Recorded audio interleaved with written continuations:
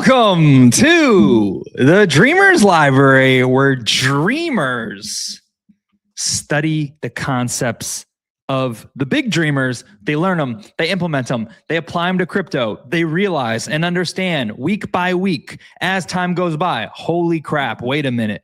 The greatest minds in the world, the books that have shaped the people who are running the entire planet are completely aligned with DreamCat. And if they're not, and we're somehow lacking or slacking, we're working towards aligning those things. Look, people say, here comes a rant. People say that I made a show post the other day about DreamCat. And I basically said, it was hypey, and someone was like, ooh, I'm intrigued. And I just said, well, that's so ironic. Why be intrigued now? Because we've been telling you since day one, but you can see how it works. Someone else told me something else too. They said, man, you're shilling with FOMO, but why not just shill with your passion and what you're doing and say, hey, take a look if you want. Why? Because the human mind, that's why. The right message reaches the right people. But in our arena right now, note, we've been telling people since day one, hey, this is where we're going to build the largest community of dreamers in the world. What market cap do you think that should be for the largest community of dreamers in the world? How many people do you think would be on a stream if we succeeded? You got to dream for a second. If we succeeded and we in fact did have the largest community of dreamers of the world, what would that look like? Something I should probably do next Thursday for next Thursday's Dream Talk is actually find the notable largest community of dreamers in the world. And I already know what's out there, and there's no one who is exclusive about dreams and making them come true. There's like a side mission for everything. And we also do have a side mission, but there's nowhere more pure in helping you with your dream. So we're learning from the best that do it. That's not done in this arena. That is powerful. Wait till they get here. Wait till people understand. But anyway, this isn't no dream talk. This is a book club, and Satoshi, she's reading the whole book in Spanish. But that's her first language, so it's pretty easy for her. She studied up last week. I totally betrayed her trust, and I showed up here for 10 minutes and I popped out. But I read the whole chapter. So now if I challenge you, hopefully you're still fresh and you remember, and we can talk about it. Welcome in, Raylan the Frog. He says, I am. I know what you're talking about here, but when did you learn this? I saw you say this like a week ago, and I was shocked because I've never talked about this, but I know. So very curious about that. Interested. If anyone else is out there, show some love. Let us know you're here. We got a great chapter above us. I said, let's vote on the book, right? What do we want to read? And Satoshi voted this. These are long chapters, but these are bullish chapters. And there is a lot of hunk in here. So if you're here, you're listening in, you're going to get better today. Guaranteed. Money back. But this one's free. So, all right, shall we begin? You guys know the agenda, right? We read the book. We apply it to crypto, to dream. If you want to ask questions, fire away. You're here live. You deserve it. Fire away. Ask questions in real time. Share comments in real time. If you so feel. If you want to listen. Today I didn't read. Well, you weren't supposed to. It was old. You already knew it. You read last week. Unless you're reading ahead, you should be okay. And the day's not over. All right. We begin on page 25. This chapter is Cure Yourself of Excuse-itis, the failure disease. If you make excuses, then you're going to come up short every single time. And for every person who makes an excuse, I can't do it because X, Y, and Z, there's another person who has the same circumstances or worse who makes it happen anyway. All right. Nugget number 1. Go deep into your study of people, and you'll discover that unsuccessful people suffer a mind-deadening thought disease. We call this disease excuse-itis. Every failure has this disease in its advanced form. And most average persons have a mild case of it. So, oh shit, watch out. Sorry to swear. Oh snap. Watch out. You may already have this. We need to make you aware of this so you don't fall victim to a losing life. You will discover that excuse-itis explains the difference between the person who's going places, who's making their dream come true, and the fellow who's barely holding on. You will find that the more successful the individual, the less inclined he is to make excuses.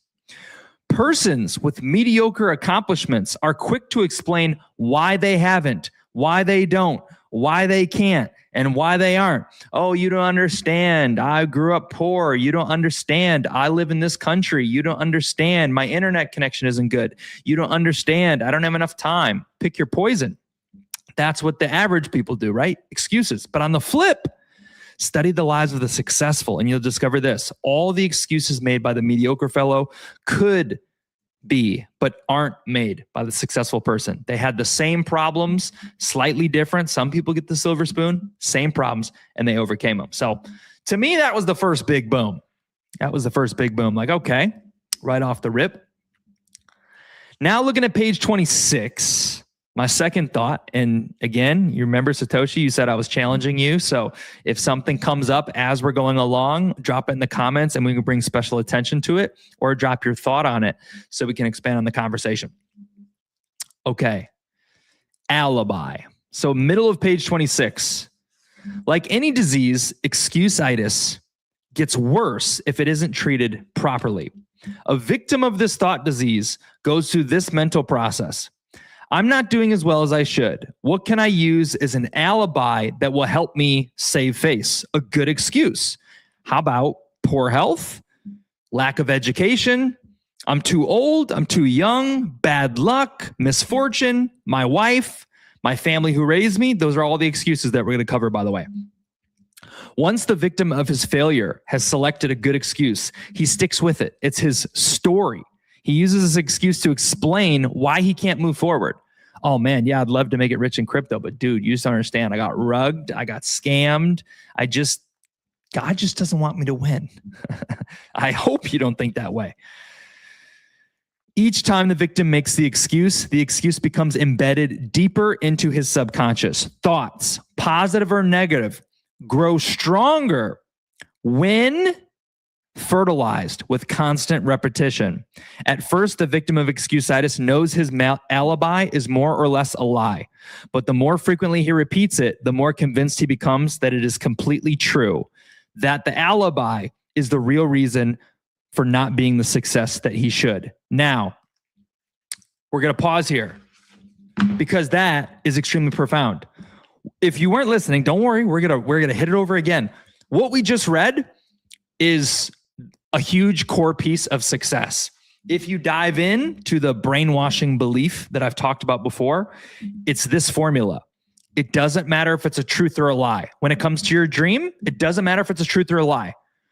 Oftentimes in the beginning, it's a lie, not because it's not true, because you got to paint the vision and it's never true instantly. You have to live in advance, but it's a lie because you don't believe what you're saying, because it takes time. So you're saying something out loud. For example, it could be, man, I'm going to lose 30 pounds this year. It's my New Year's resolution. And deep down, you're like, I've been making that goal for 5 years and I haven't done it. Who are you joking with? Right? So like you have to start by, man, I'm going to lose 30 pounds. I'm going to lose 30 pounds. This is my year. I'm working out. Yeah, I'm losing 30 pounds. As you tell more people about it, as you post on Facebook, Happy New Year, friends and family. This is the year I'm going to lose 30 pounds. Don't forget to root for me. We're going to make it. Yeah. The more that's said, the more it's told, whether maybe she really didn't intend to lose 30 pounds at all. She's like, yeah, I say it, but I like ice cream a lot. I'm not going to do it. But she said it so many times that her mind began to believe it, because with repetition, that's what happens. We're programming ourselves. The reason we say the same things over and over, feeling is the secret. Feeling is the secret. Because we're programming you to believe this, and it's true. It's not a false thing. The only gap is that your belief and your not belief are the difference. So that's humongous. That is humongous. She's embedding the belief into her subconscious. That's how brainwashing works. You say it over and over. You attach yourself to it. So they're going to cover this more in the book, but just so we hit it heavy, notice this guy, this girl, whatever, came up with a good excuse on why their dream can't come true. They stuck to it. They adopted it. They said it over and over again. Now, imagine all that, but imagine it in reverse. Okay? You pick the dream outcome and you make an excuse or a reason why it will work out for you. And you marry that reason. A good example of this for the dream, we could say everyone plugs onto their own thing. A good one is it only takes one. When you believe in this mentality, it only takes one, it doesn't matter what the chart says. It doesn't matter how much time passes. It doesn't matter if the chart goes super down or super up. It doesn't matter if nothing's happening for 5 years, because as long as you commit to never quit and give up, and you're welcome to quit, but you don't have to worry about me. I have a big enough why. I won't quit on myself, even if no one's motivating me. If you do, I would understand.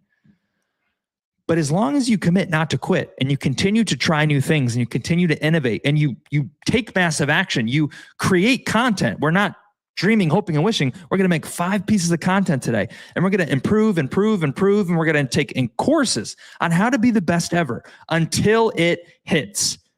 Well, then if you believe in that, it only takes one, then it's only a matter of time.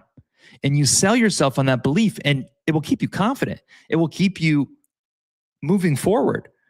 And something else, I mean, look at this visual quality. You know, I remember in the beginning, it was shit. The audio was shit. I'm just swearing up a storm. I think I'm just too excited. I've been swearing at my spaces. I said the a-hole word today. I want to show you something real quick. Times in your pursuit of the one, of changing your life, of changing your destiny, and making your dream come true. You need to develop resilience. You need to develop grit. You need to develop Okay, so you probably can't hear it now, but this was the old level of quality if you weren't here. So this was the backdrop, hoodie, old hat. The lighting is like overly bright, and there's no mic. The clip is foggy, and you'd never know. And for a while, this is where we are speaking about the dream, right? Hey guys, we're going to do this. We're going to do this. We're going to do this. And all that was needed was time. Time. It only takes one. So now we fixed that. Now we have some of the better visuals. Boom. I'm ranting too much. Satoshi has great things to tell us. We grew up with thoughts that others constantly instilled in us. Yes, our parents, our teachers, our friends. Changing those thoughts is difficult, but not impossible. It is a series of steps. You will achieve it once you decide, step by step. Very well said. It's a decision. You have to want to change. That's what we realize, right? You have to want to dream. You can only motivate people so much. They have to want it. They have to understand. They have to see, and they have to believe. And when they do, they're self-motivated. They don't even need motivation to show up. They show up because they wanted to. Yes. All righty. Let's see. Call off the work. I'm sick. I didn't think that was important. Next, we're looking at page 28. Page 28. Yeah. Life alpha. Emotions equal disease. Okay. Second thing I recommend, yada, yada, yada. It shows in his book that alpha, quote, 3 out of every 4 people who have emotionally induced illness. Pause. I got confused. The second thing I recommend is that you read this book. It shows in this book that 3 out of every 4 hospital beds are occupied by 3 out of every 4 hospital beds are filled with people who have emotionally induced illnesses. This is a secret of the universe in plain sight, but people don't accept it as common knowledge or science. Pay attention to this. Imagine 3 out of 4 people who are sick right now would be well if they learned how to handle their emotions. Imagine if we were taught this in school. This is alpha for your life. Sickness and disease is dependent on your thoughts and feelings. So is the rest of your world. Your dreams are dependent on thoughts and feelings. It's simpler than you think. This is why we cannot lose. And if you understand these things, you will win with or without dream. You are a creator, and all by yourself, you will be able to create your own reality by leveraging these intangibles that you have, your thoughts and your feelings. and manipulating them yourself instead of letting the world do it. If you want to make your dream come true, if you want to manifest, man, you got to guard your thoughts. You got to point them towards your dream. You got to think positive. I shared it in the VC last night in that voice note. Imagination, visualization, seeing it, picturing it, feeling it. Interesting. That's how we manifest. And they're saying to get sick is the same way. Oh gosh, I just felt a little sharp pain in my stomach.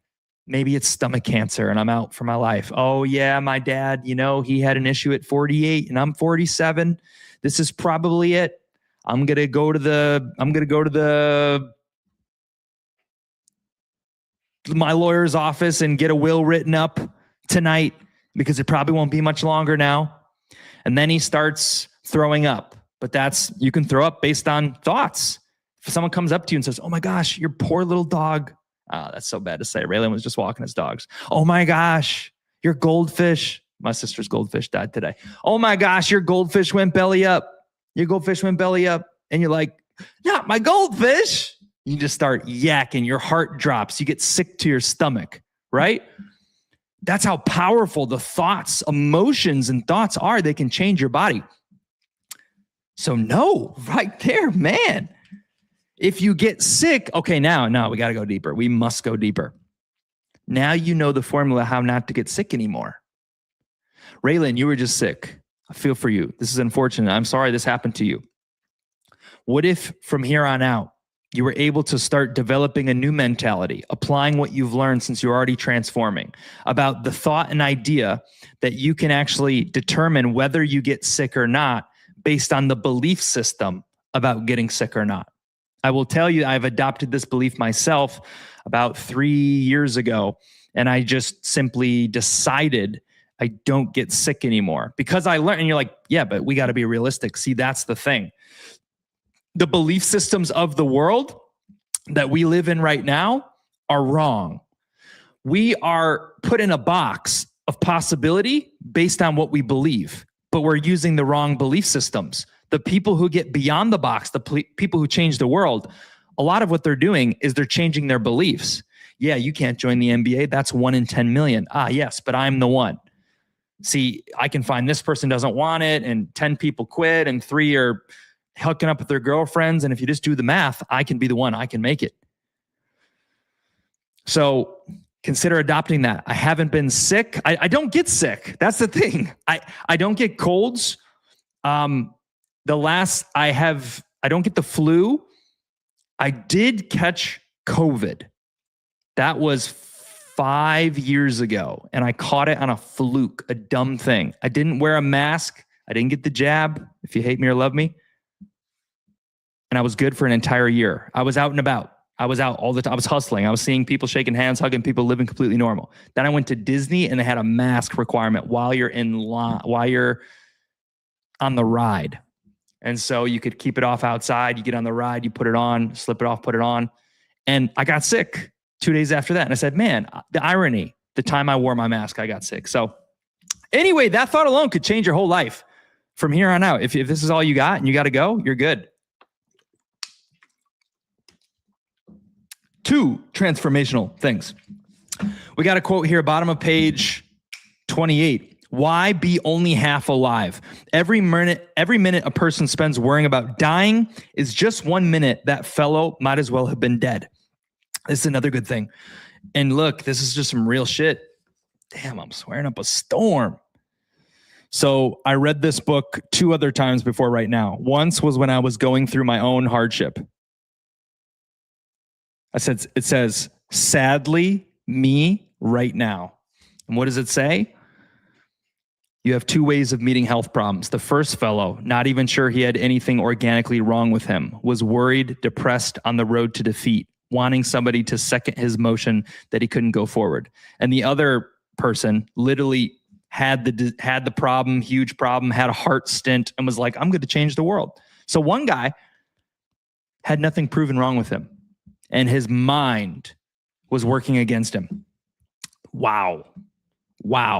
Your mind can be your key. It's not always your knowledge. We're going to talk about that. It's not always your knowledge, your mind, your thoughts. Satoshi says, it is a combination of, I see ice cream. Ooh, it is a combination of elements, thinking and feeling healthy, accompanied by a balanced diet and ice cream. Yeah, if you have a balanced diet, you can eat some ice cream. See, that's what I'm saying. I'm not supposed to share all my guilty confessions, but 2 days ago, I had another chocolate cake shake. I haven't been eating ice cream, but I'll tell you what, I go to the store and I'm recovered. Like if this is alcohol recovery, anyone out there had a vice they've overcome this year? Anybody? If it's one that's like sharing that you don't feel embarrassed about, but maybe you had a thing that was going against you, you couldn't conquer it for a while and you conquered it this year. Yeah, I'm free. I still love ice cream. I'm still going to eat ice cream, but it doesn't have its hold on me anymore. When I was feeling down, it had its hold on me. It had the power. It's like, I feel like bad. I need to get the ice cream. And I got a little bit chubby. Oh, it was terrible. I said, what am I doing with my life?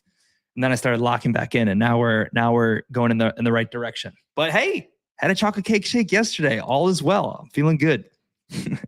But well said. Combination. Okay. Don't be living dead when it comes to health. You know these people. Oh, I can't come. I have anxiety. That used to be me. Woo. Oh, Satoshi's hopping ahead. I know what section you're going to love. You're going to love that part about the age excuse-itis. You're going to love that part. Okay. We're looking at the top of page 30, and we got something to tell you. One fellow who had a very mild case of excuse-itis. No, one fellow who had a very mild case of diabetes belongs to a fraternity of the living dead. Have you ever heard that? I think the saying was, what's the saying? It's like, some men die at 25, but they're not buried until they're 70. Yeah, I think that's it. Think about that. It could be women too. Some people die at 25, but they're not buried until 70. Meaning the mental, oh my gosh, I'm hopeless, whatever, and they give up and they're basically half alive. He's saying, what's the point? This is the thought, right? If we have, how do you want to live? What we talked about last week. How do we get from who we are today to our greatest self? We can maximize our potential. We can do that. We're works in progress. We're like a giant Rubik's Cube, and we're unlocking new levels. We're getting more sides with all the same color. We can do this. Is anyone out there half living, stuck in worry, a life plagued by worry, where every day worry consumes you, fear consumes you? What's the point? Can it help you?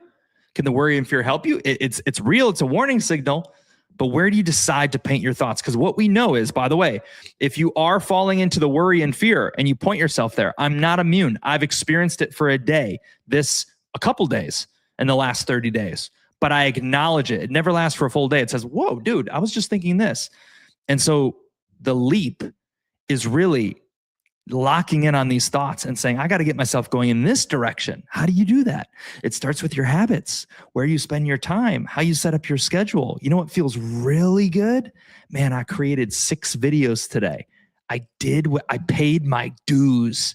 I still got to post 4 more, but I made 6 today. I paid my dues. Sheesh kebabs. One fellow had a very mild case. He was in the living dead. He was obsessed with fear of the weather. He's usually all bundled up. He's afraid of infection. So he shuns anyone who even has a sniffle or a cold. Oh, get away from my kids. Sorry, we can't hang out. You have the sniffles. Living in fear, wasting life. He's afraid of overexertion. So he does almost nothing. Oh, what if I break a bone? Oh, what if I trip and fall? Oh, that's dangerous. He spends most of his mental energy worrying about what might happen. He bores other people, telling how awful his problem really is. Who wants to hang out with someone who's like, oh, it's awful, I tell you. No, we want to hang around people who inspire us to be better, inspire us that we can do anything, remind us that we really can do anything. And it's true. It is true. You can be the one. Maybe that's foreign to you. Maybe you don't think you're that special yet. The only difference between my thought process and yours is the brainwashing. I really believe I've been the one because I've told myself that for a while. I found all the excuses why I can. You can do the same thing for your story, for your crypto bags. Man, I got too much to share.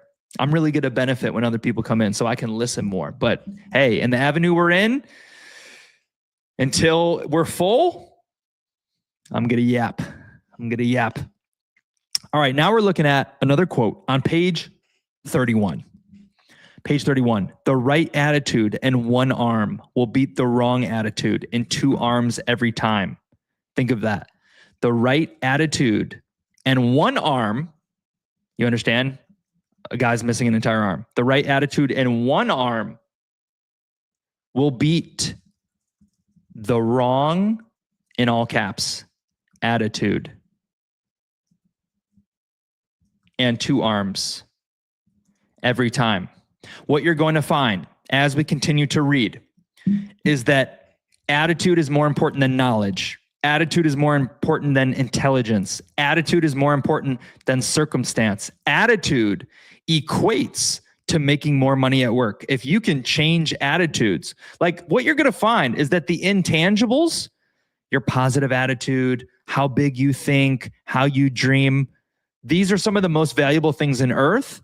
And so the excuse of, you don't understand, I just didn't have a 4-year school. You didn't understand, I can't afford to take $1,000 course, but you could show up to this free Dream Talk and steal some of the lessons that are banked, like they are golden. Satoshi says, she's getting ahead. I know she's getting ahead. When it comes to intelligence, we often compare ourselves to others. Oh, maybe not. And fail to see our own talents and abilities. We are so different with distinct personalities. I think that's a good observation, Satoshi.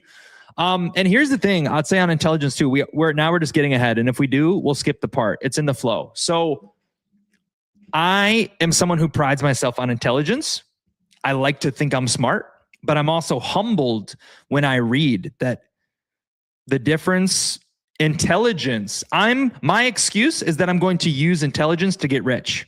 That is the story I've sold myself. I'm a knowledge seeker. I will literally use knowledge to get rich. That's literally part of my own narrative in my own head.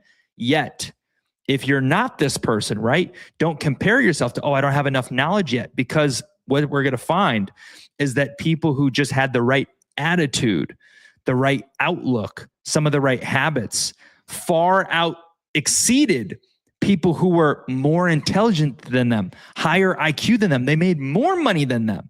So it's not, as much as I hate to say it, I mean, applied knowledge is power, but the truth is dumb people have money. And I think Camera actually brought this up before. He said some like rich people are like bad people, or like we know about karma, but he's like, man, they're dumb or they're bad.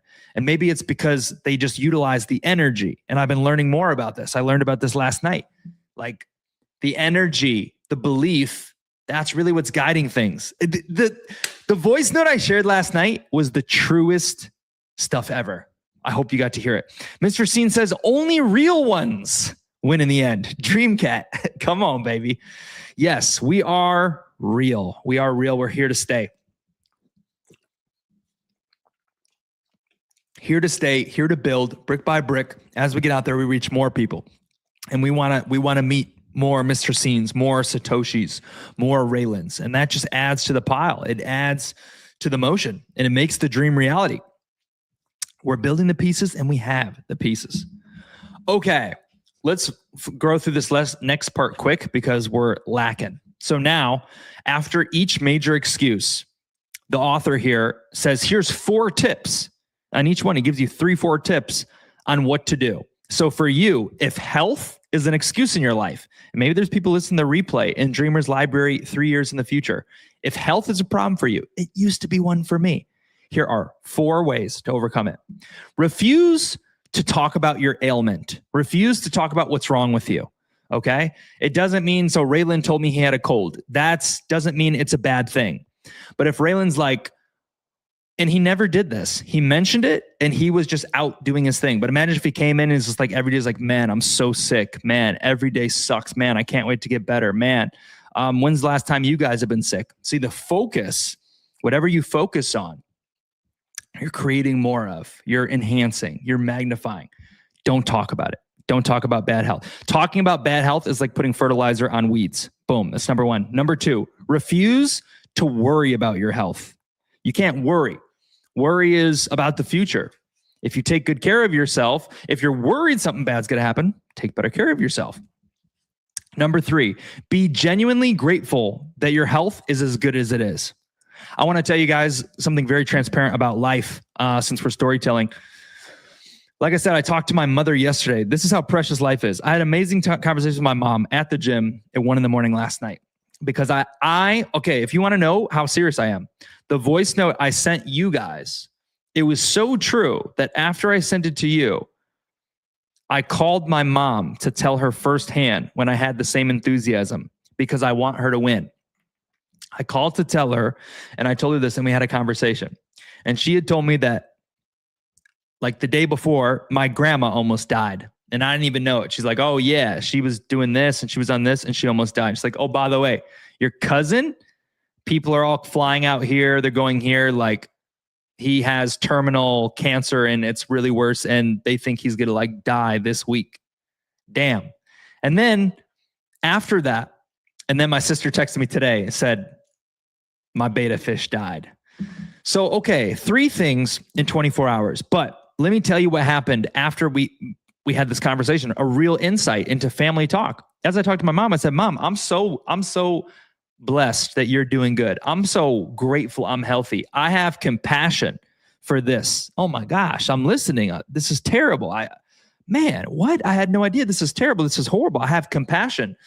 And then after I go through the compassion and the understanding, it shifts to gratitude. Oh my gosh, I'm so freaking grateful, man. Who am I to make excuses?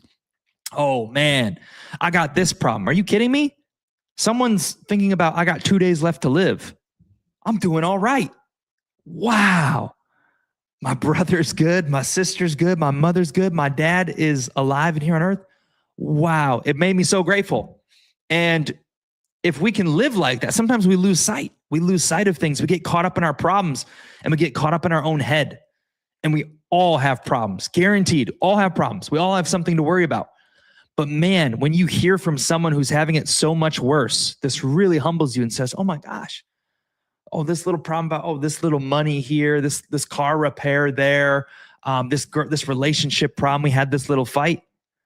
I'm alive. Someone's willing to date me. I own a car to fix. I have a bill to pay because I'm not homeless. I actually got bills. That means I was doing all right last month. I'm on a winning streak. Oh, I'm on a winning streak. Yeah, that's what gratitude does. And listening last night to some very advanced teachings, I will tell you that gratitude is an amplifier as part of manifestation. If we want to refresh on it, a good way to manifest the great things you want to see in your life is by feeling appreciative for everything you've been given thus far. Feeling. Notice the keywords, feeling. Feeling is the secret. God dog, that's good. Holy moly. Hallelujah. I feel it. I want to start up like a church choir in here. Hallelujah. All right. Boom. We got that. Number 4, remind yourself often it's better to wear out than rust out. Life is yours to enjoy. Don't waste it. Don't pass it up. Living by thinking yourself into a hospital bed. Boom. Next, I'm looking at page 33. I'm looking at this. Interest, enthusiasm is the critical factor even in science. Oh, that part's not important.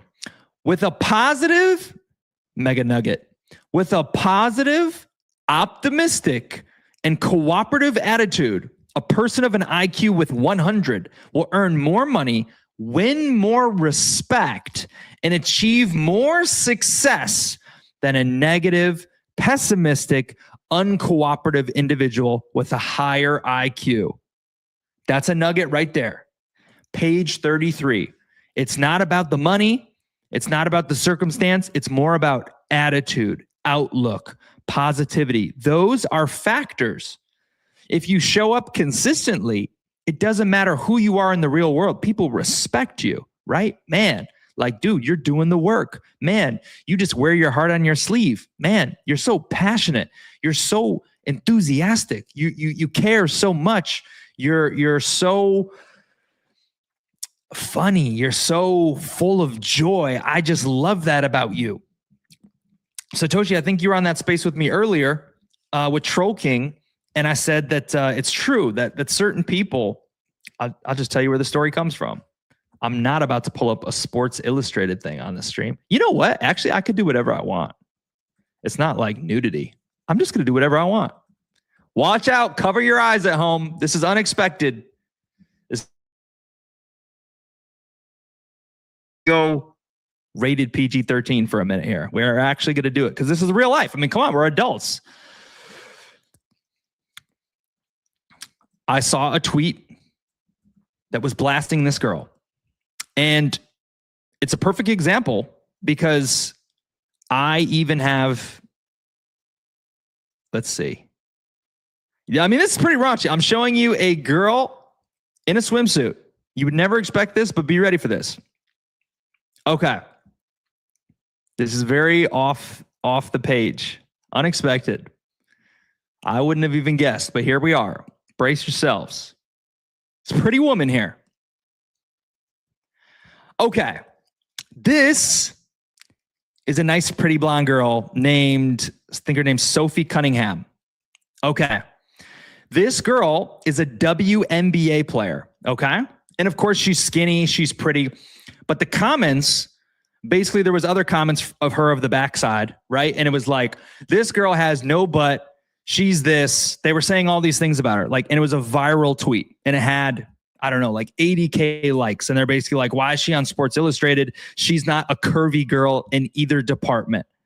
And they were blasting her. And this is a perfect example because guess what? I found, this is whatever, it's subjective, but I myself love her energy. I myself have been attracted. I've seen the clips. I see stuff about Caitlin Clark. Her aura, her energy supersedes other things. There's a woman who could be super busty and have this huge butt, huge boobs or whatever, right? And her attitude or her energy or her negativity could make it not as beautiful. So I'm not the one here to make the beauty standards. I didn't say this. Don't get it twisted, but I understood it completely because I'm like, yeah, I am attracted because she just has aura, the way she carries herself, the energy she has, the swagger she has. And some people have this. And so you could say, man, how did that seemingly ugly guy end up with such a beautiful woman?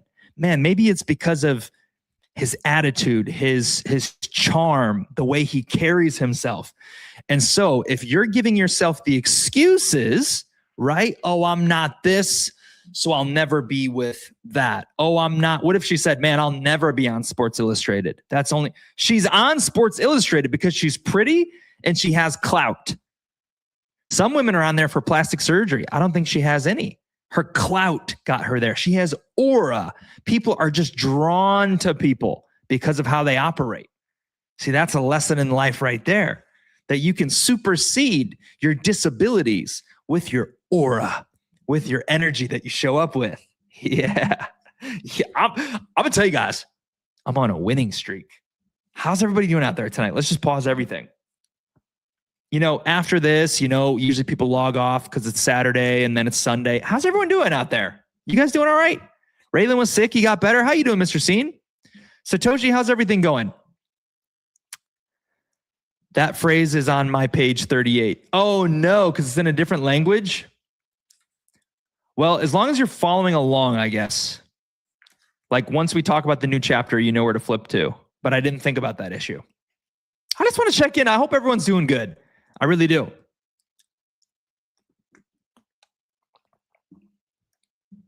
It's August 1st today. So if you wanted an excuse to get a reset, it's a fresh month. Another chance to get consistent. I'm 3 for 3 on posting one video a day. If anyone else took up the challenge, a 7-day challenge, I'm 3 for 3. I'm always lucky. Cam, where you are, bro. Thank you for your energy. I'm receiving it. I see your posts. I'm receiving it. Thank you. You're powering. You're like a battery, and you're powering up dreamers. And maybe not everyone appreciates you and gives you the effect, but I want to tell you, yeah, I told you the other day, I appreciate you because I see it.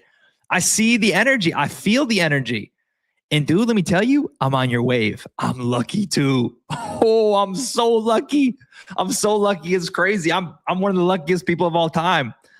Oh my gosh. And it feels so good to feel so good. And you can say, man, but how do you feel good? Because you have this going on. It's a choice. You get to be happy if you decide to be happy. You focus, you put it there, and then it just, yeah. I'm doing great. Thanks for asking. You're welcome.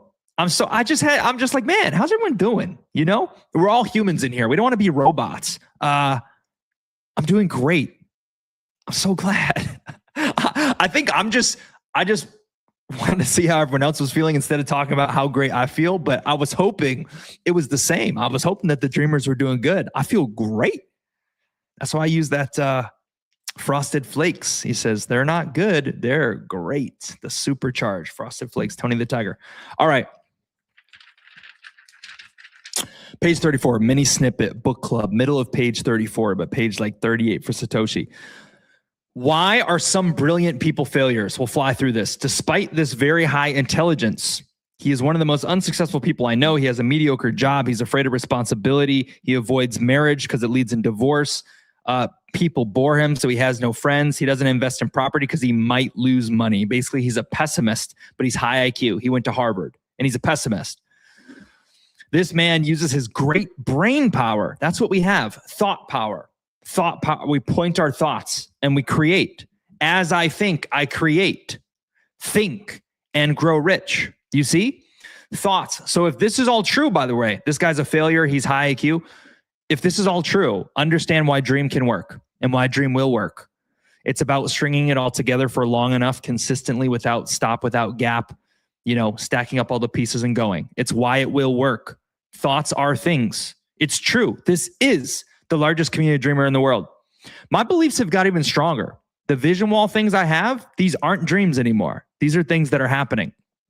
They're really not. They're really, really, really, really, really not dreams. It's not dreams. It's not dreams.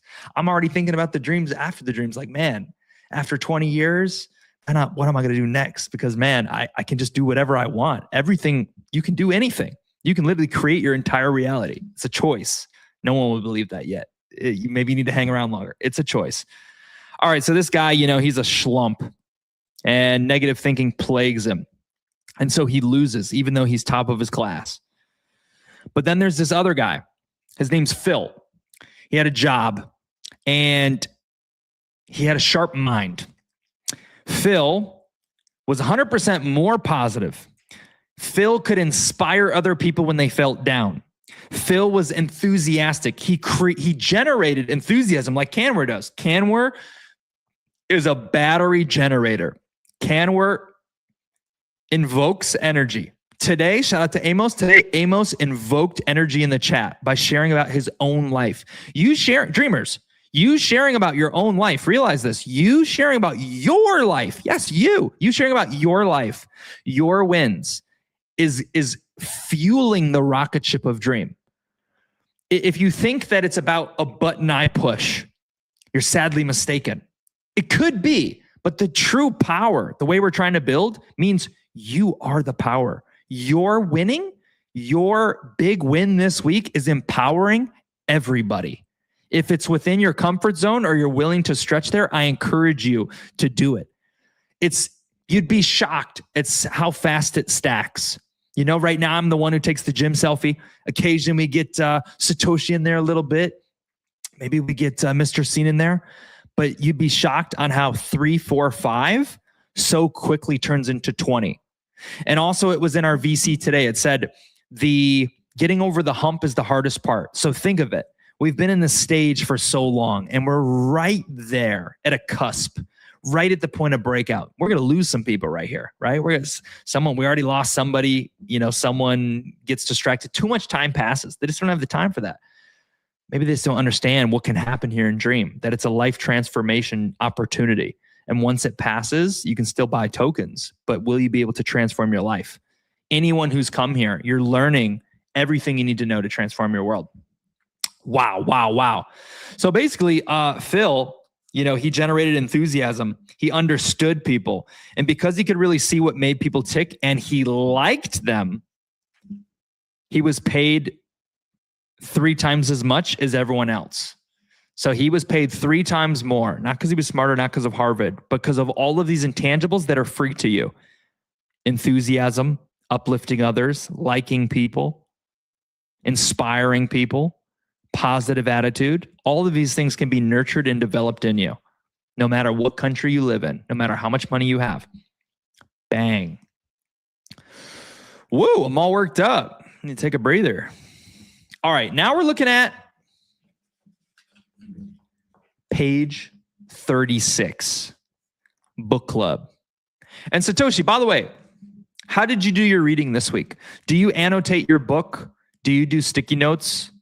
And you felt the pressure last week when I asked you all the questions, but I'm just curious because maybe as we're going through these pages, there's something that you have where you wrote a note, or maybe you don't do it that way. All good either way. But I just, I want to give you the chance to be involved since you actually have the book. And yeah, I don't know, maybe like book club. But yeah, there's some things where I took notes. Absolutely huge. So I just want to make sure I don't leave you hanging. Page 36, a little nugget: sour, negative, pessimistic, depreciating attitudes rather than insufficient intelligence hold back thousands of young executives. As one executive told me, it's rare case when we pass up a young fellow because he lacks brains. Nearly always it's attitude. Do you work a job? Are you looking for a promotion? Managers, CEOs, bosses, pay attention to this. Attitude. I got hired. I won a contest that got me my job out of college because of a positive attitude. You know that? I literally read a book about positive attitude. I made a video and I entered a video contest about having the best positive attitude, and I won the grand prize, like a $35,000 contest. I got flown out to a city. I got to be on a podcast. I got private coaching. I got autographed books. I got taken to dinner. I got put in a hotel. My attitude got me there. My degree didn't get me my job. My attitude did. I'm the perfect person to speak about this. And then my boss, he wrote a book about positive attitude. He said, attitude's everything. He's a 15-time best-selling author, Speaker Hall of Fame. Attitude. Huge difference. Attitude. Man, powerful. We're just getting way too smart here. The difference in the very successful and the very unsuccessful is a difference in attitudes. Oh, you do take notes. Okay. Cool. No worries. No pressure. I just want to extend the invitation, Satoshi. I'm glad you're here. All right. Einstein taught us a big lesson. He felt it was more important to use your mind to think than to use it as a warehouse for facts. We're going to skip that section, but basically it's like useless trinkets. Like, when was World War II? What is the mascot of Pillsbury? These things are knowledge bits, but they can be Googled. Imagine having knowledge that can't be directly Googled because it's not mainstream knowledge, because it needs to be experienced, conceptualized, dragged out. That's true knowledge. Anyone can look up how to lose weight. There's a million answers, but if you have the perfect results and you can say, look, here's the formula, boom, people want that. So the true value is not in facts. The idea was the people on Jeopardy are not that smart. They wouldn't get paid a lot. They don't have a lot of value. It's not about facts. It's about, we're actually going to get to it. He explains what it's about. Okay, this was the biggest thing in the entire book. So if you got to go, if you got to run, or if you're just going to lock in with this, I'm going slow. We got to go faster, but it's just too good. That's what I put in the chat. Huge. Here it is. Sour, negative, pessimistic, depreciating attitudes rather than insufficient intelligence hold back thousands of young people. Wait a minute, I already read this. It's a rare case when we pass up a young fellow because he lacks brains. The page flipped. The page flipped without me noticing. That's embarrassing. I'm really sorry.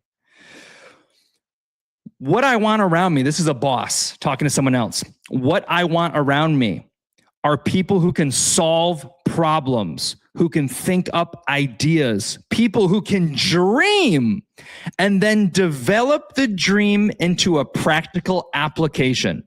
An idea man can make money with me. A fact man, a Jeopardy man cannot. This is why Disney World is a dying company. I hate to say it, it's true. Don't revoke my pass. It's true. Because Walt was the Imagineer, the dreamer. As soon as he died, they abandoned his ideas because they just didn't have they couldn't even fathom them. They're like, man, Walt's the dreamer. I can't even do it. I'm X's and O's. Let me do the marketing. Let me do the accounting. The biggest value in the world goes to the dreamers. Elon Musk is irreplaceable. People don't believe they can go to Mars. He delayed it recently, but he believed he could. He made rockets when no one said he could. He bought the spare parts. He dreamed big enough. He dared to dream. And so he was able to witness. That is your value. As my man Coiny says, dream big or go home. 5149. 5149. AI, intelligence, consciousness. He knows all those words. My man. Coiny, if you can understand, maybe not. Coiny, I loved your video on CoinGecko. Coiny's video was half Korean, half English, all heart. Half English, half Korean, all heart. Pure. This is the kind of people that you want to dream with. Pure-hearted people. And notice he's got the little magnet there too, right? Because he's a magnet for the right people. What a legend. Glad you're stopping by, my friend.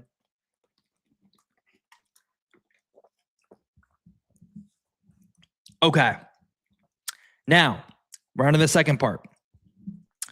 3 ways, if you don't believe you're smart enough, if you think you're dumb, if you don't think you have a proper education, is that anyone? Don't have to share, but keep it in mind. If that's you and intelligence, brains, smarts is one of your excuses, here's 3 remedies. Never underestimate your own intelligence and never overestimate the intelligence of others. Don't sell yourself short. Concentrate on your strengths. Number 2, remind yourself several times a day, my attitude is more important than my intelligence. See the reasons why you can do it, not the reasons why you can. Glass half full, glass half empty. Number 3, remember that the ability to think is of much greater value than the ability to memorize facts. Use your mind to create and develop ideas. This is all the power. Okay, good. We got it. Boom. Good morning. Is it morning for you already? What time is it in South Korea? I can't keep up with Coiny because he literally stays up till like 4 a.m. So I never know what his time is. He's at 11:03 a.m. Okay. Good afternoon. Let me try to flex on Coiny. I'm going to try to flex on Coiny. Coiny, I'm going to flex on you, bro. I'm going to flex on you.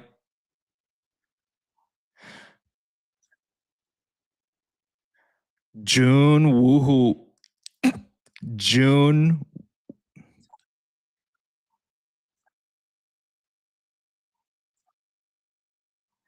June woohoo oyo.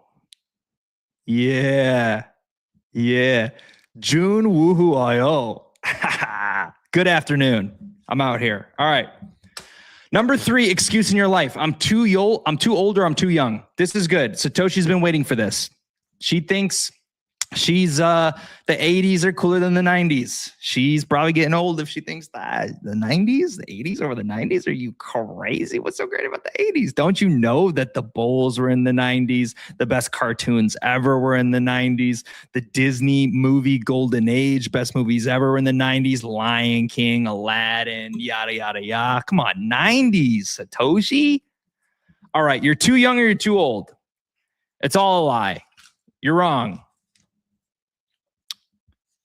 Solid POV to share. Here it is. Okay, we're skipping around here. This was a good part. This guy Perfect. Satoshi's 38. I think we actually have some people who are older, but you're not. This is perfect. I know Coiney's in his 40s.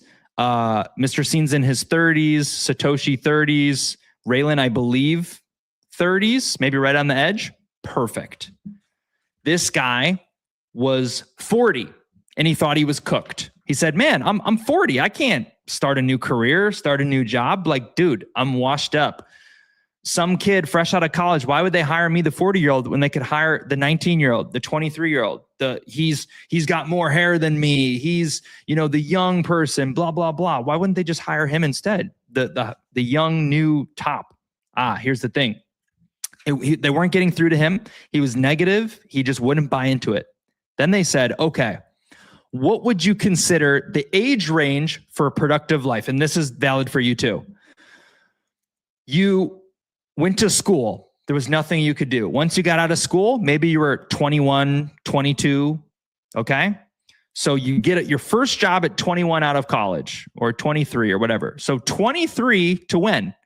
Well, people retire at like 65. Some people still think I can probably keep up with my tasks and maybe even 70 or 75, but let's just say 65. Okay. So you started at 20, 21, and now you're at 40. Wow.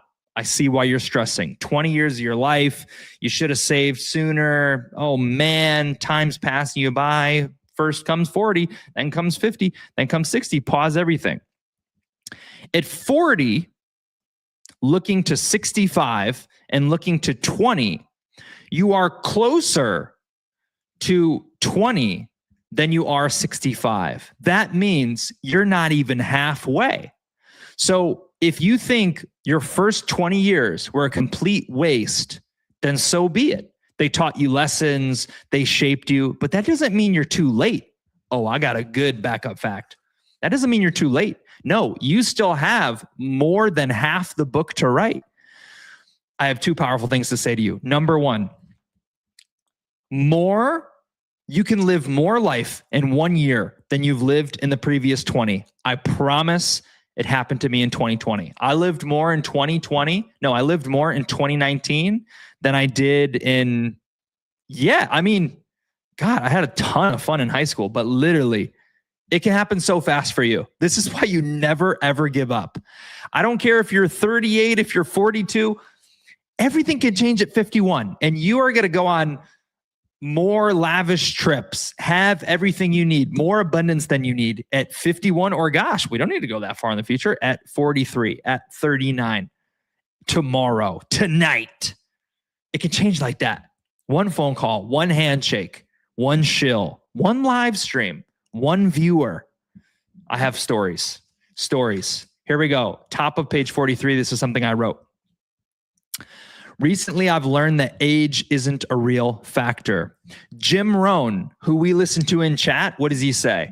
Don't wish it was easier. Wish you were better. That guy, who we all listen to, who's so good, he hit his prime in his career at age 59. At age 59, he was on the top of the world. If you're 40, that's 19 years away. You get a degree in 4 years, maybe 8. He did that in 19 years. You've wasted a ton of your life. You went to school, you had relationships. What if you decided to go all in on your dream for 19 years? You don't think you could make it? You don't think you could be the one if that was all you're focusing on? How exciting. Another one, Dave Meltzer. This is another guy. I wrote him down. He was in his 50s when he won big. Grant, that might not be true. I just wrote Dave and I figured it was him. But I think he actually got successful young. So scratch that. Grant Cardone. He's at the highest he's ever been. I think he's like 64. He's like 64. You wouldn't tell. His body's healthier than he's ever been. He has more money than he's ever had. 64. Coiney knows Grant Cardone. 64. He started hitting his prime at 50 plus. You haven't even touched 50 yet. Jeffrey, the boss I worked for, he started writing books at age 55. And I believe that's when he started doing speeches after the books. At age 55, he did sales, he did all these other things. At age 55, he started writing books and speaking. He's a 15-time best-selling New York Times author and in the Speaker Hall of Fame. Now he's like 80. But think of it. You think, oh my God, I wasted my whole life. From 55 to 80, you can live. That's what everyone knows him by. They forget about the rest. They forget about the failure. They focus on your era of winning. And you should believe, as a delusional optimist, that era is ahead of you, not behind you. And I don't even care what you believe. You can make it true if you want to make it true. You should always believe the best is yet to come. Yet people say, I peaked. I've heard people say that. I peaked in high school. A couple of people have told me that. I peaked in high school. I peaked in high school. I used to be a star. I peaked in high school. I fell off. Self-fulfilling prophecy. If you believe that, that's all in your mind. That was your choice. What matters is how you feel and the mindset with which you live each and every day. Attitude, mindset, mentality. Huge, huge, huge. All right, I'm getting unhinged. Is it past my bedtime? Heck no. I've been staying up late, real late. Only Satoshi knows I failed my goals this whole week about waking up early to meditate at sunrise. But I still feel incredible. We're getting stuff done. New week, new opportunity. I've been behind all week. And yet we're still winning. Page 44, I chose to skip Satoshi because it's management advice. And I don't think it's as, prudent to the dreamers who are here. Looking at page 45, there is a statistic. Remember, a person age 30 still has 80% of his productive life ahead of him. So if you're 30 years old, oh my gosh, that's like right where I am. I'm a little bit older than that. If you're at 30, oh my gosh, it's all over. You have 80% of your productive life ahead of you. 40, 50, 60, 70. I think the example was up to 70. And the 50-year-old still has 40% left. So if you're 50, you still have 40% of your productive life ahead of you. It's not over. Don't succumb mentally. Here is another nugget, middle of page 45. I should have started years ago. That's failure thinking. Instead, think, I'm going to start now. My best years are ahead of me. That's the way successful people think. And we just ranted about that. Boom. Hey, we're on the last page. We made it. It took us an hour to get to an hour, and then it took us like 12 minutes to get through the rest. Okay, so Cameron says he's the luckiest person on earth. So we need to make sure that he knows this. So when his family, who was fading him, and his friends were fading him, see him free, making his music on the beach every single day. And he might even upgrade to a warm beach, honestly. He loves the water, but bro, there's beaches where it's hot and sunny, man. You could live in Florida. You could live in Hawaii. Great energetic places, great vibes. Well, look, this is what they need to know, Kanwar, is that you aren't going to be lucky unless you can call carefully planned work and patiently executed plans luck. They say luck finds people. People who, examples. Oh, you got lucky in crypto. In order to be able to buy some ticker, in our case, you have time. Okay. You've got the chance to think about it, mull it over, and do research. Sometimes you have an hour and someone perceivably gets lucky. They only got lucky because they were playing the game. If they weren't in the arena, they could not get lucky. Luck happens inside of the arena. Luck happens from trying.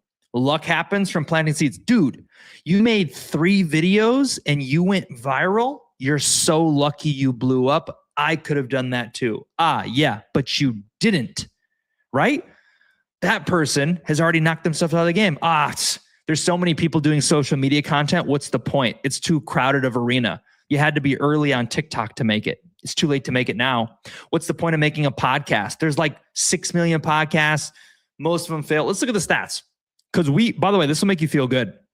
We're already in like the top 5%. Watch this. How many podcasts and how many fail, and how many episodes do most do before quitting? And this isn't a Google question. We got to go over to ChatGPT or Grok. Let's go to ChatGPT. New chat. All right, I'm going to screen share this with you guys. Boom. Let's do some research in real time. Let's check this out. Investigate. Okay. ChatGPT. Where'd you go, ChatGPT? Here we go. How many podcasts and how many podcasts are there? And how many fail? And how many episodes? Actually, I'm going to stop sharing for a second because you never know what Grok's going to say or what ChatGPT is going to say. Meaning, ChatGPT could say, based on everything you've told me about, beep, beep, beep. Or if this is regarding your dream with beep, or your plan to do beep, then you should probably try this. Sometimes they do that. They have the memory. So I got to screen it first just to make sure. See? The clean takeaway for Dream Talk. They're talking about Dream Talk because they know. Boom, boom, boom. All right, just had to vet it a little bit. It's coming through. Boom. Okay, we got our answer. Let's take a peek. Sorry about that. Boom, boom, boom. Whoa, that was dangerous. Sorry. What the heck? Technical difficulties. I have to go. Excellent session. Blessings. Goodbye, Satoshi. Thanks for joining us. You pretty much caught it all. Thanks for saying goodbye. As of mid-2026, there's roughly 3.8 to 4.7 million podcasts worldwide. About 3.79 million legit ones. Currently active, 483,000. So that's a fraction are still active. Only about 16% of the 3 million shows have launched an episode in the last 90 days. So already, since we've launched we've done an episode every week, we're already in the top 16% of people actually doing it. But imagine if you're like, there's 4.7 million podcasts, there's no point. Yeah, most give up after 90 days. Okay, 84% are inactive. Episodes before quitting. A large industry analysis found 47% of podcasts produce 3 episodes or fewer. I'm so glad we have this. This is what success looks like right here. This is yes. Good. Let's make it bigger.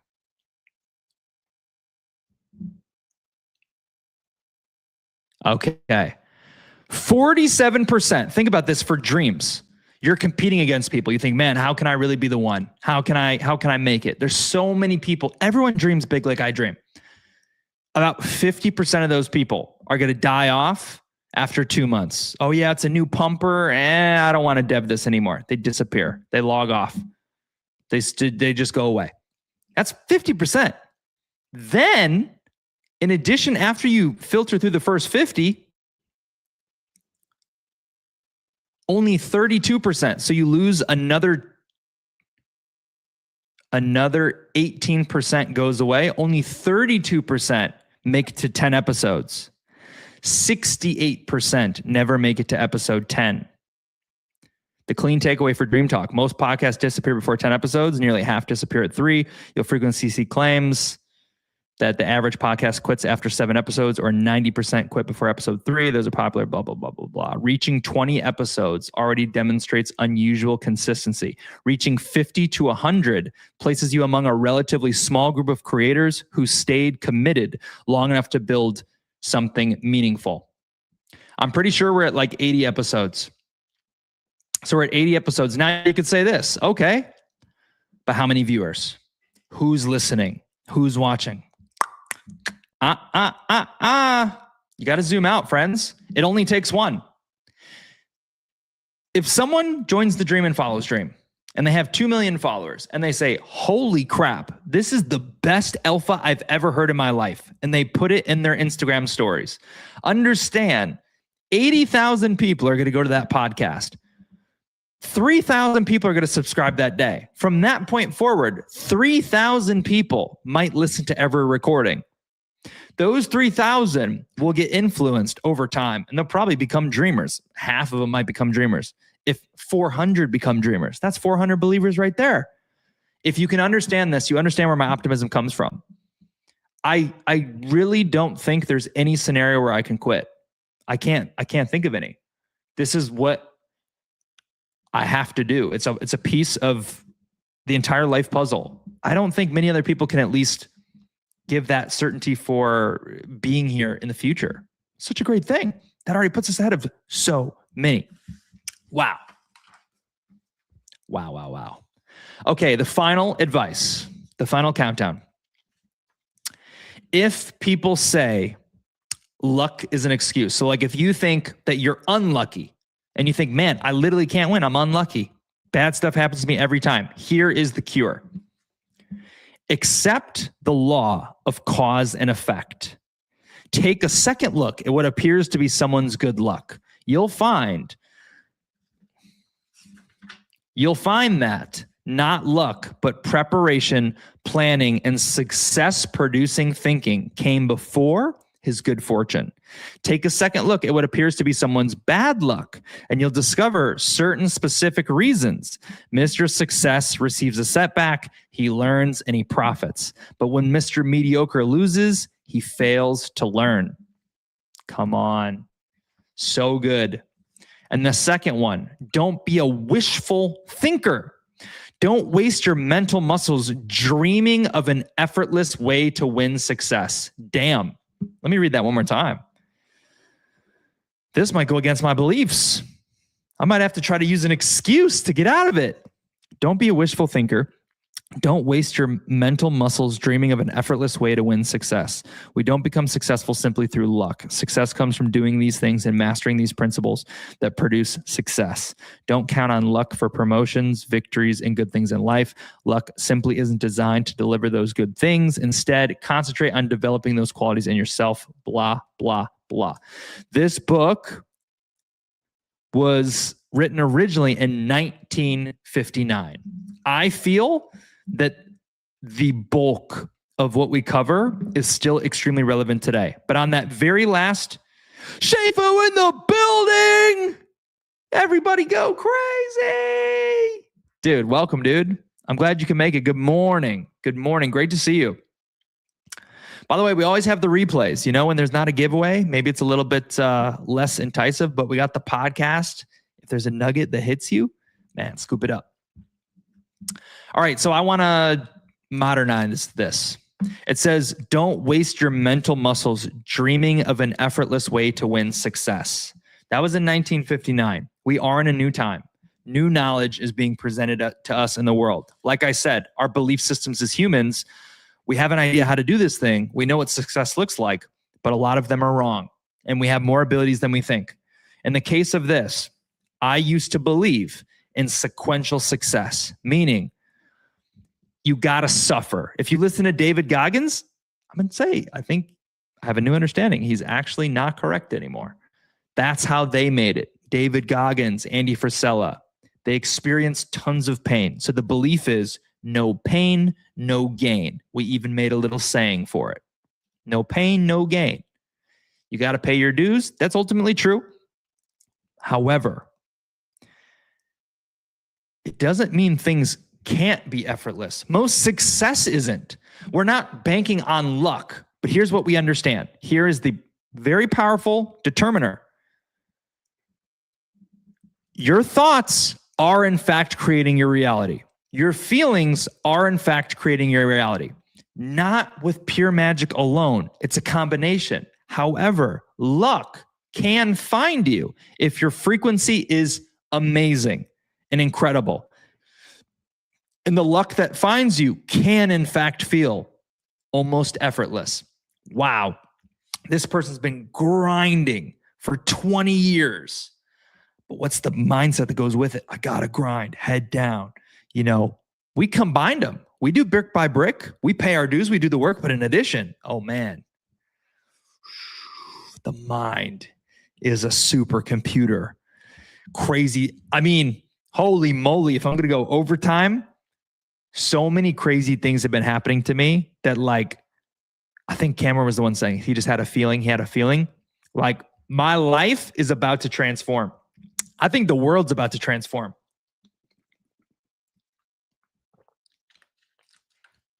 When I talk about Mother Nature is talking to me, my dreams, my actual dreams at night are talking to me. Do you guys, okay, so first of all, if you need to go, we're done. But if you're made it this far, we might as well talk about the good stuff. I just want to ask questions. I don't know if I'll get any answers or not. I don't know if, I know Shifu's here. I don't know if people are still here. Satoshi had to go. Question for you. Do you remember your dreams, and how often? While you think of that or respond, I'm going to tell you that you're not supposed to, but you used to be able to. Tons of stuff is happening in your dreams. Tons. Some your mind can't even conceptualize. It's because it doesn't fit into the box of what you know, because it's so crazy. And so your mind gives you amnesia. It blanks it out each night. But crazy things can be happening in your dreams. Some you remember. You wake up and the dream is crystal clear. When I remember, it's usually like in the dream, it's like beep, beep, beep, beep. The alarm clock goes off. And the second my eyes open is the second the dream ends. But other times I'll like dream in the night, wake up, fall back asleep. And then there's like an hour with nothing that I just don't remember. But when I remember, it's like I just left the dream and I'm instantly awake, like 1 second away. And I remember the last scene always. I ask about this because things are happening in my dreams that are like popping up in real life. Say it, don't spray it.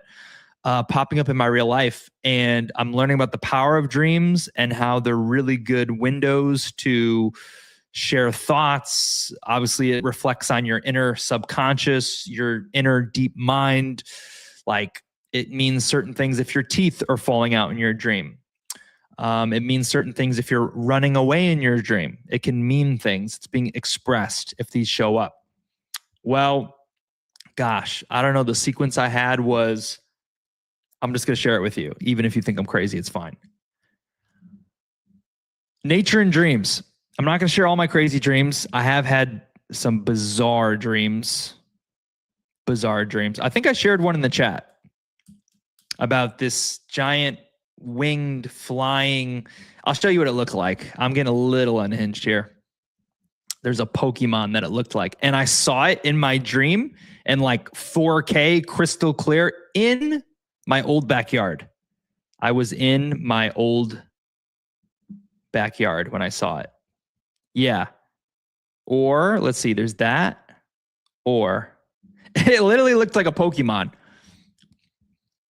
Yeah. Okay, if anyone knows Pokemon, you'll enjoy this. All right, get ready to have your mind blown. I saw two things in my dream. I'm actually just going to go unhinged. I really don't care anymore. Honestly, I don't care that much.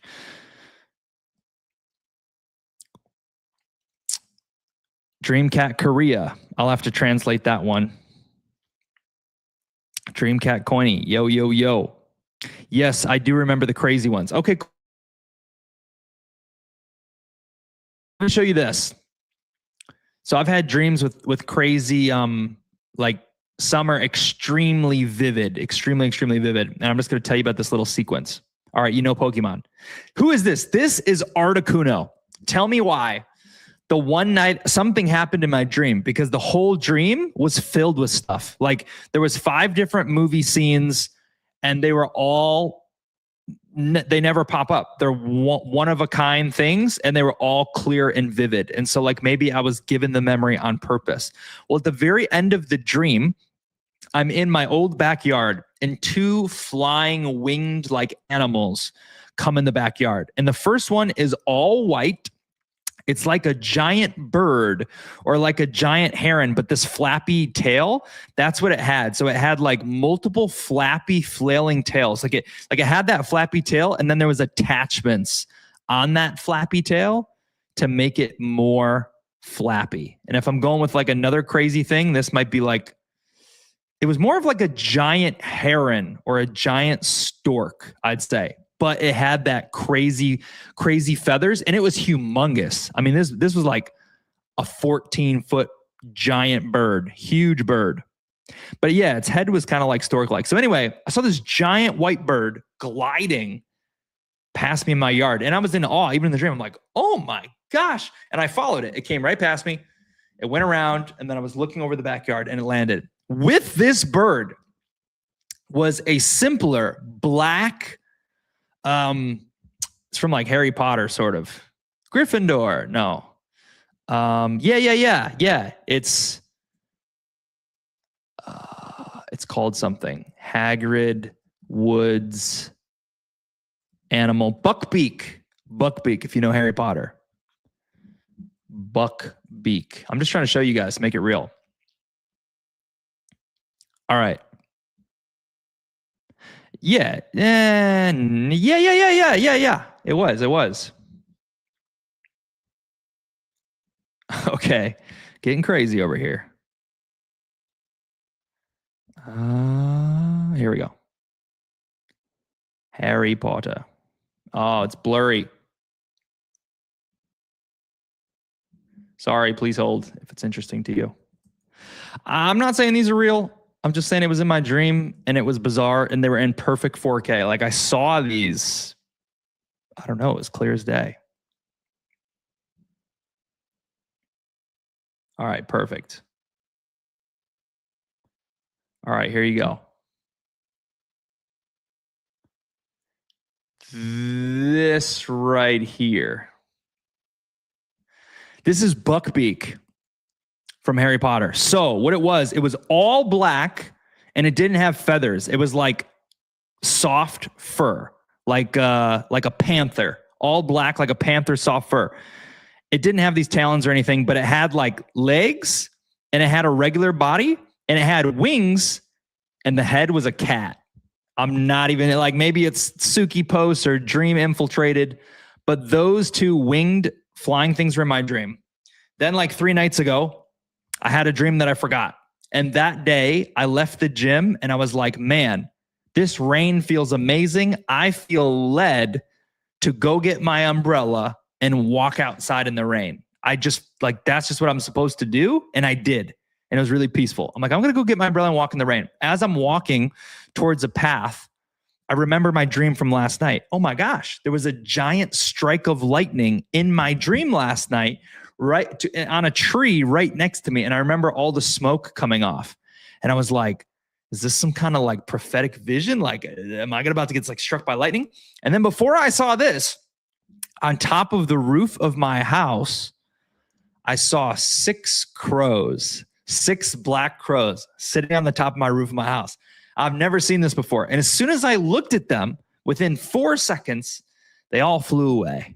I was like, and then last month, I was outside at night doing some thought, and it was like the blood moon or whatever. It was like the special big moon, strawberry moon. And then I was walking up to it, and then a giant owl just appears. And so I know it's a fake world, but all these things just happening together, correlating with the dreams, like the numbers I see all the time, the synchronicities that are like unreal. Some kind of lessons are being shared with me. Some kind, and maybe I can't break it down, but it's like all these little reminders, like that can't be a coincidence. And what I've researched and found is that this is a time where your life is very customizable. This was something that I heard, that your life is customizable in the season.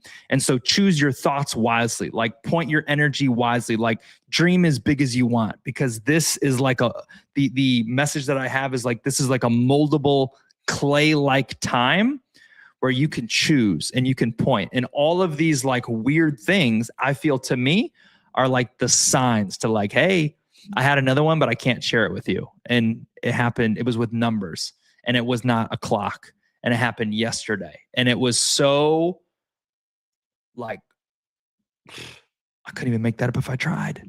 Okay. What am I supposed to, what's about to happen? Yeah. And I believe all this to be because of, I guess you could say, consciousness, actually. So like, you're a human, we're chasing our dreams, but I don't know, we go through certain stages of growth, or we pass enough tests. Made some video today about how life's a test. Tests before great things happen to you, like big tests to test you. And then you could say God or the universe or whatever opens the doors because you overcome the test. Yeah, I'm in something with that right now.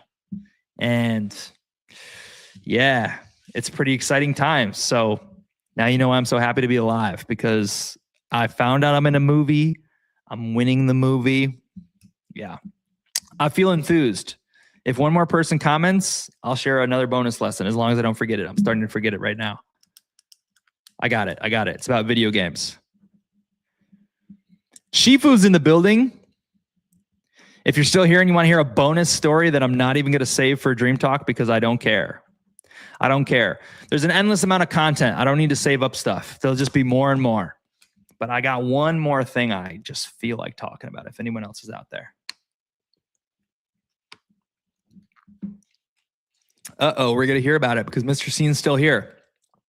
All right, Mr. Scene, you'll like this because we talk about the Matrix a little bit. Another profound knowing. No, I don't even think that's what I was going to say. Okay, I'm just going to go with it. A small rant about the Matrix and life being a video game. So I just said that I discovered life's a video game. Imagine, you know how you have certain beliefs? Your life is hard or easy because of what you believe today. So again, if you believe that success has to have a reasonable cause and you don't have a reasonable cause in your life, well, today you're kind of unoptimistic because you're like, I want to change my life, but I have no open tabs. There's nothing that can change my life. But if life really is a video game, you can throw a lot of this out because I don't know, you're walking on a path in the game of Zelda and boom, you stumble upon a random hidden emerald sword that has real world value, right? It's kind of how the games work. Like things can just spawn in or appear, or you can, I don't know, just stumble on this rock and there's a gold coin right there. If you think about life as the video game, then okay, life's a little bit different. If it's a video game, I don't have unlimited lives. I could die, but it's like, it doesn't need to be so hard and so extreme. Like, relax, buddy. Like, relax. You're freaking out. You're stressing out. It's just a game, bro. You can play again tomorrow. Like, dude, you lost. So what? It's just a game. It's just a game. Don't stress yourself out about that little bit of money. Or, oh yeah, you got rugged. It's okay, bro. It's just a game. You'll get more money. Everything's happening the way it's supposed to be. Don't worry. It's just a game. All right. Right. So life's a game. So if you play with life's a game, it makes you a little bit more delusional, a little bit more lackadaisical, a little bit more free. But I learned something last night. Profound. I was listening. Man, I was so locked in last night. I'm so excited for tonight. Here's what I learned. In the video game, the difference between life and a video game, and it's good news. In the video game, as you progress, the levels get harder. The bosses get bigger. The things that you have to battle in the mega boss. Oh my gosh, I keep dying at this level. As you progress in the game, it gets harder. But in this game, it does not. In this game, it gets easier. It gets easier the further you go. Here's why. Because if life is all about learning lessons and mastering lessons and, developing as a human, as a soul, and so we're on this planet to learn lessons, it would be redundant of the video game to continue to give you the same lesson over and over if you've already taken everything you need from it. So maybe the lesson you need to learn is patience. And patience shows up in your life in the way of problems. So if patience is something you need to work on, the universe will give you many opportunities to be patient. It'll put you in construction zones and traffic jams. It'll put the lady in front of you at the sandwich stop saying, let me get, let me call my husband. Well, let me think. Mayonnaise, no, scratch that, make another sandwich. You're like, God, order already. You're freaking out. Opportunities to be patient. Well, once something like that happens, a guy cuts you off and says, hey, take a hike. And you say, wait a minute. instead of flicking this guy off, instead of hitting my horn, instead of tweeting about it, instead of taking out the belt and whooping my kids when I get home, I don't have kids, I don't do that. Instead of all those things, I'm going to say, hey, you know what? I'm going to start to wave. Hey, no worries, buddy. Have a great day. Whoa. The game's paying attention. The game makers are paying attention to how you're handling things. Oh my gosh. We've been, there is a scene. Yes, I can show you. Perfect. Upside of Dreamers Library. Don't have to worry about clips getting rejected. Scene from Beep about Beep. Watch this. If you want to think about the game makers, it's a little insight. Yeah. Oh, it's only 8 seconds. Perfect. Okay. So before I forget, I might have already forgotten. So the game makers are watching and they say, interesting. We've been throwing this lesson at him for like 10 years and he finally did it. He overcame. He smiled and waved. He threw kindness at it. Okay. I think he's learned his lesson. I think he understands and he's ready for something new. And now suddenly the doors open up. Suddenly a little portal opens up and it says bonus level right here. And suddenly something new appears in your life that's been the same for so long. Suddenly a new opportunity appears and you walk through this door and you're at a whole new level, a whole new world. It's like, oh my gosh, what so many things are possible for me in this world. Like suddenly I'm the best looking. Suddenly I'm well off. Suddenly I'm successful. And so that's the good news. If you've been through a ton so far and you haven't learned the lesson, pay attention. Lessons repeat until you learn them. Once you learn the lessons, the good news is it gets easier as time goes on. The great news is the same goes for Dreamcat. You think that, man, if it's taken 2 years to do all this and we had this and the rug and if we've moved this slow in 2 years, gosh, at this rate, it'll probably take another 2 years before we get to 400K because it took us a whole year to get from 30K to 200K. So it'll probably take us another year to get to 400K. That's the thing. We've paid so many dues. Compounding has happened. The dominoes get stronger over time. Big breaks happen because of all the work you put in. It actually gets progressively easier as time goes on. Perfect example of this. Gosh, I'm just ranting now. We're teaching though. We're learning. Perfect example of this. Social media followers. Look, I just got 2 followers in the last 2 hours. No, you know what? Today. Here's today on Instagram. 1, 2, 3, 4, 5, 6, 7, 8, 9, 10, 11, 12, 13, 14, 15, 16, 17, 18, 19, 20, 21, 22, 23, 24, 25, 26, 27, 28, 29, 30, 31, 32, 33, 34, 35, 36, 37, 38, 39, 40, 41, 42, 42. In the last 24 hours, I have gained 42 followers on Instagram. For my first 23 posts, I got like 13 total. So I just got more in one day than I got on the, what did I just say? However many posts, 13 followers in like a month and a half. I had that. And it was like, man, one lucky follower here. I had one video that got 62,000 views and like 2,000 likes. And it's still nothing. And now I'm closing in. Matter of fact, last week we said, man, 100 followers. I'm at 298. Just like that. 298 can become 20,000. 298. The game gets easier over time. Compounding takes over. So now I want to show you a clip from the movie Soul to, let's just pretend, since this is like, we're going to kind of pretend that this is the game makers. We're going to sort of pretend a little bit, but it makes sense. So this is, I'm going to explain. They're in the soul world right here. They're in like the astral world. You could say they're in heaven. You could say they haven't been born yet. This guy has basically died. This girl has never been born. New soul, old soul. They're in the soul world and they're saying, yeah, when you're in the soul world, Humans occasionally come here in thought. Their thought, they imagine something, they get in the zone. And when they get in the zone, they show up here because they're in bliss. They're in another level because their thoughts are so crazy. Like when a musician's playing music, he's at another level beyond earth. His consciousness is so high. So this is what they're saying. Okay, this is a Disney movie, by the way, in case you think I'm crazy. So they're saying, okay, look, when people come here to this, we can have an effect on them. The game makers can adjust or see what they're doing or help them or, now watch this. It's just funny when you talk about time. If you've been struggling with the problem for years and years and years. Check this out. I have been messing with this team for decades. And the Knicks lose another one. That is awesome. I have been messing with this team for decades. And the Knicks lose another. Okay. Relevant because the New York Knicks just won the championship after like 50 years this year. Shout out to the Frog. But also because that guy's in the zone. And then she shows how she affects his blueprint. And he thinks he just lost focus and he missed the dunk. It's all a game. It is a game.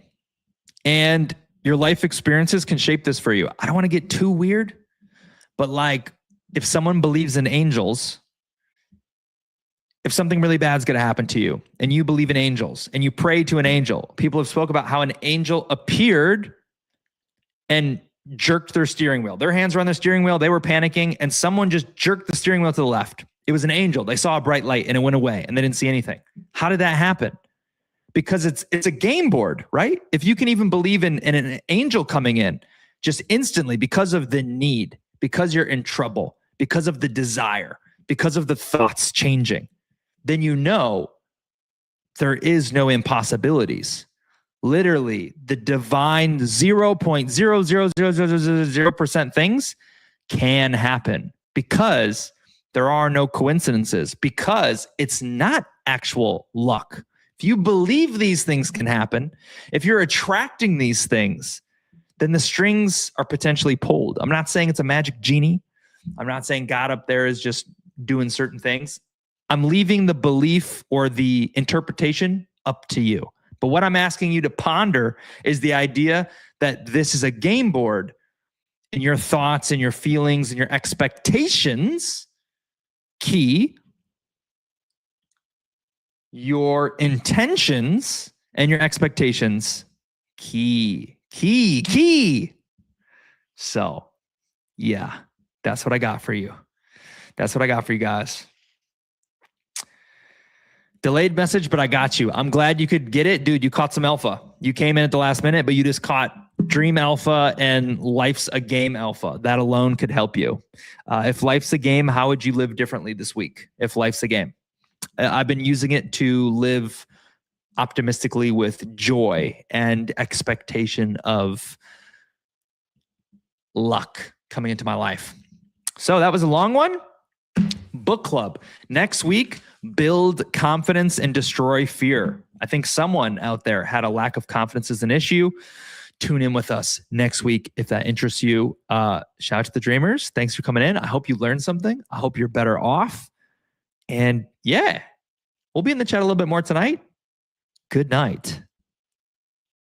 I hope you guys were able to get some value from today's Dreamers Library. I want to take a chance to talk more about the inside, a few books that we have coming up in the future, give you a look inside the Dreamers Library, and let you know how it works. So first, let's just jump right over here. If you've heard about the Dreamers Library and you're like, what is this actually about? I've heard about it. Why do I need to join? It's for free. It's streamed live. Well, the Dreamers Library is actually a back-end login that you get when you formally join. And inside this login has every single book we've ever covered. So like Think and Grow Rich was the first book we ever did in the Dreamers Library. This was private. This was offline. This was very intimate. We went through the deep dives. We gave the deepest alpha possible. And you have access to this as a member of the Dreamers Library, lifetime access, right? So you can go in, you can watch the previous episodes and hear about that alpha. In addition to that, I've also included a few bonuses. Here. Like this is the brainwashing belief course. This is a $50 course that I sell on my website, basically entailing how to brainwash belief into yourself so you believe each and everything. So all the books here on the back end, just wanted to show you what that's like. We have 3 books ahead, and how it works now is we go through each week one chapter at a time. Right now we're still reading Truthful Living. Adopt the Chief Aim is where we're at in this. And this is a public book. It's available for anyone who's watching online here on X, on YouTube, to listen and get the alpha. But there's a few limitations here. And that's why you should consider joining us in the Dreamers Library, because the whole element of a book club that really gets the most out of everything is your participation. And I'm going to give you a little teaser too. In my course, The Brainwashing Belief System, do you know what one of the secrets of the brainwashing is? It's how many senses you can involve with your emotions or the knowledge. So when you hear me preach and I'm giving you alpha, you're still winning. But your retention, how much of this you remember, how much of this you embody into your everyday life is low, right? Because you were doing some gardening, you were doing the dishes, you were driving in your car, you caught little bits. And a week from now, 2 weeks from now, 3 weeks from now, you forget, but you still probably learn a little bit. The thing is that when you read yourself, a number of different inputs are hit on. You're going through and ideas are generated from your own reading. The reason I have my own library is because each book here is a lifetime reference guide for me. I read it one time through. I highlighted what was relevant. I read this book a long time ago, one of my first, 2019. At different sections of your life, different components of your life, sometimes you go back and reference. Sometimes you see how your thoughts evolved. So it's always better to have the book, because when you read it, you get ideas. You can jot those ideas down. When you read it, you have a different thought than I do. When I give the Dreamers Library talk, I'm giving you my version, my sight. But when you get in firsthand, you may see something different and see how that alpha relates to DreamCat, this crypto journey, or your own personal success. So we welcome you guys to be on the inside. Perks of that is you'll be on the screen with me. You have an in to do this live stream along me and help shape this conversation. And not only that, when you are on the inside, when you're involved and you have to read each week, this does a few things for you that help you become a better winner. One, you get accountability, right? The accountability of showing up each week and doing the work. You're going to get 10 times more out of the book. And by the way, I'm reading you books that have transformed my life. These are the classics, and we have a few good ahead. The second thing that you're going to get when you get in there, dive in and read yourself with us is the screen time, right? I say this kind of, I joke around. I always paint the big vision. It's all about belief, how we're literally building one of the largest communities of dreamers in the world. Well, you are in a great position of supply and demand.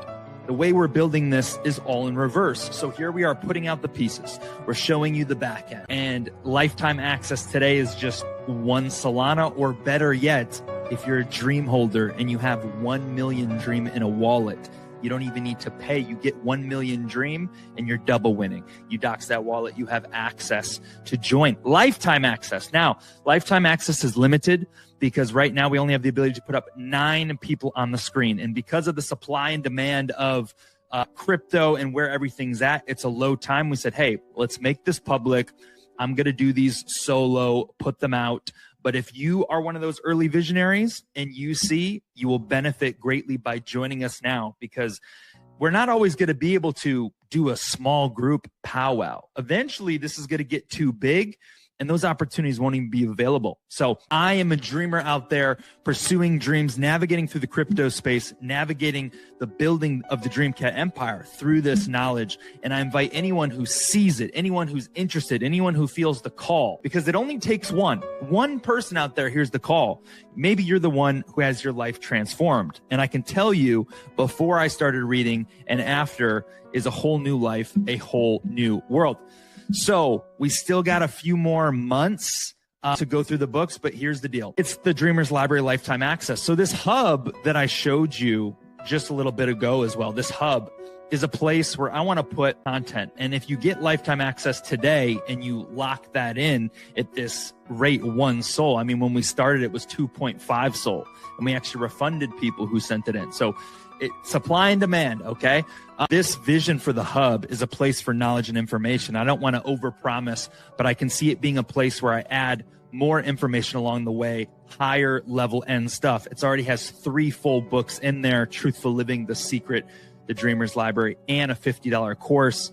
And all you have to do is get yourself a moon bag of dream. Pretty good trade-off. But we have a couple more books ahead. I have this list here. Like I mentioned before, if you want to get involved today, what does it look like? It's as simple as reaching out to me. It's still on a personal level, so you don't have to like buy anywhere. It's simply 1 Solana. If you don't have Solana, sure, we can work out something. It can be Cash App, Venmo, USDC, but it's whatever the value of Solana is.